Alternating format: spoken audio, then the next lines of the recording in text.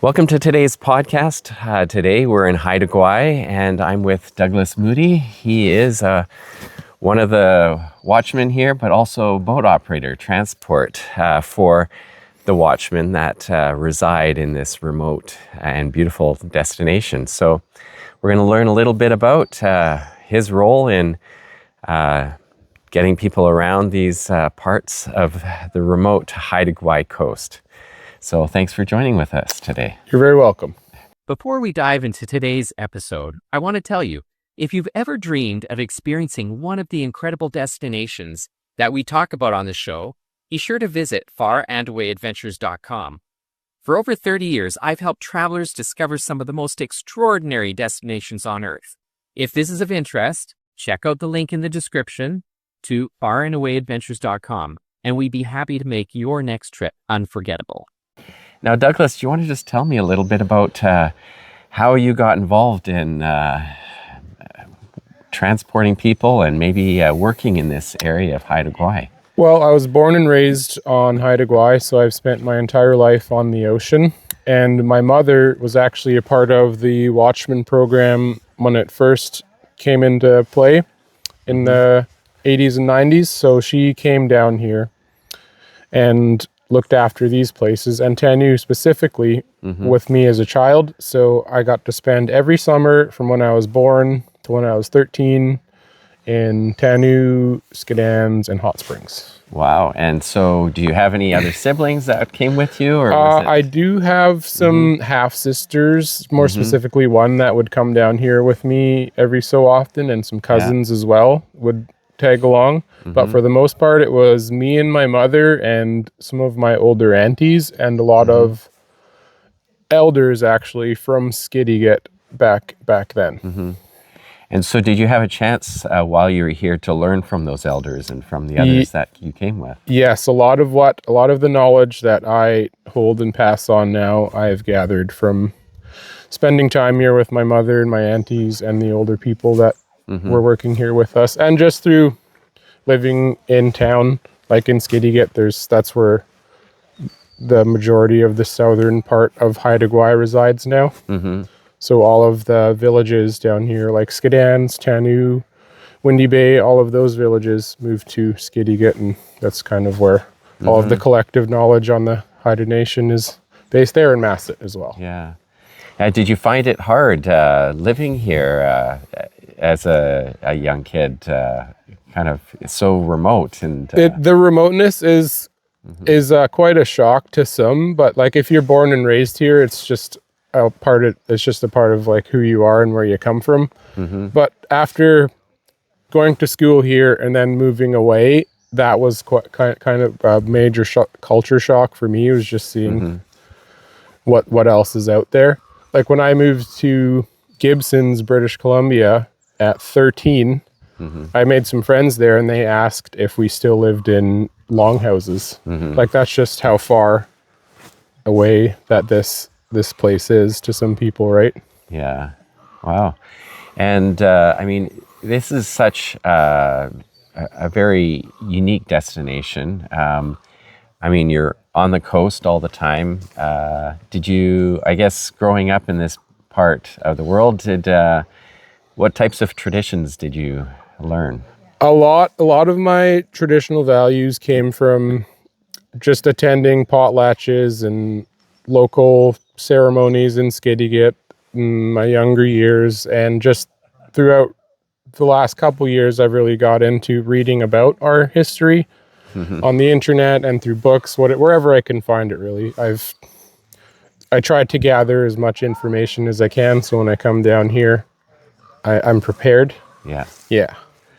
And now, I guess your role currently, what do you do on a day-to-day basis now? On a day-to-day basis, I am the marine boat operator for the Haida Gwaii Watchmen program, and that entails there's a lot of stuff underneath my wing, so I have to not manage, but we take care of all of the watchman camps. We see how all the watchmen are doing from the very south end of Haida Gwaii, which is 200 kilometers south of Dodgingate, which is where we start. So on a daily basis, when we're going to the bottom end of the island. That's about 300 to 400 kilometers in a day that we cover. And when doing that, we stop at all the other places too, like Tanu, Skedans, and just drop off their groceries too. Like we also do the grocery runs, the supplies, as well as the crew changes. And just general well-being. Sometimes we just come down here to check on everybody and see how they're doing. Yeah. And what forms of communication are you using while you're here? We have got advanced quite a bit in recent years with the communication. Like for the longest time, we only had VHF radio for the long-range calling. But now, within the recent years, we've gone to satellite phones and the little inReach things that everybody carries around, and obviously Starlink.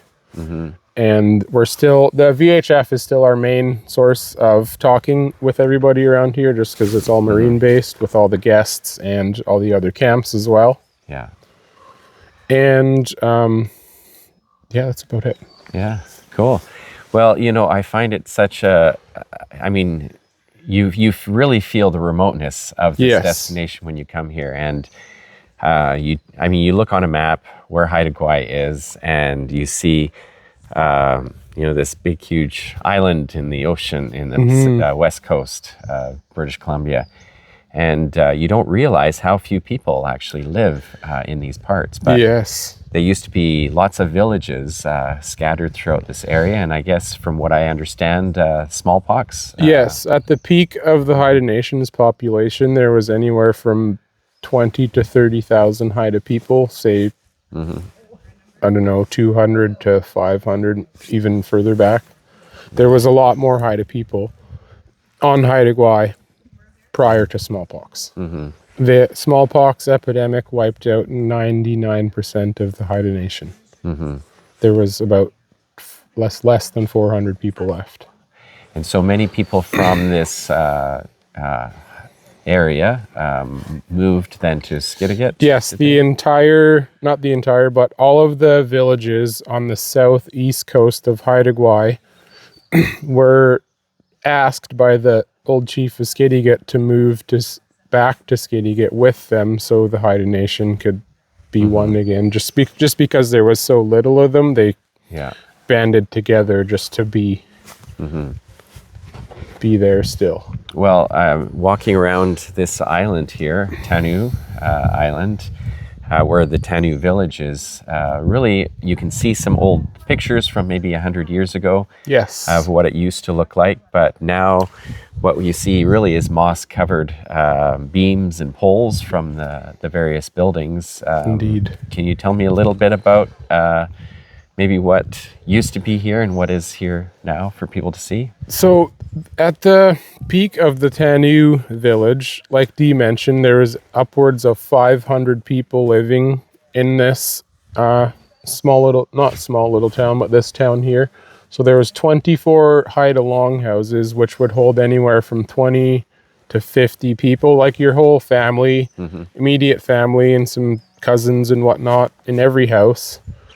So it was a pretty heavily populated area, and they had guests all the time. Haidas were very accommodating, and when they potlatched. Every potlatch is like a celebration of, like, say you're raising a totem pole or you finished a canoe, anything like that, or carving a house. They would have a potlatch.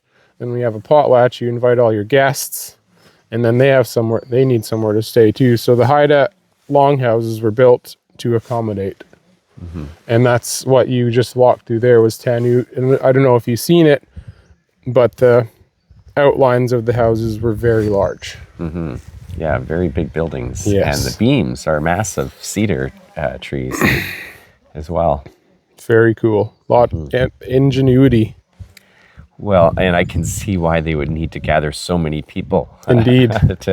to help raise these beams. Yes, that was the part of inviting people too, was, we need help lifting these giant cedar beams for the houses, or launching the canoes, or it takes a whole village to raise a totem pole, right? Yeah.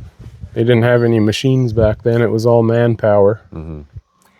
Well, what do you see the future of this area to be like? I mean, it's great that they have the Watchmen, they have these sites to preserve the memory of this place, but what do you see happening in the future? That's a tough question.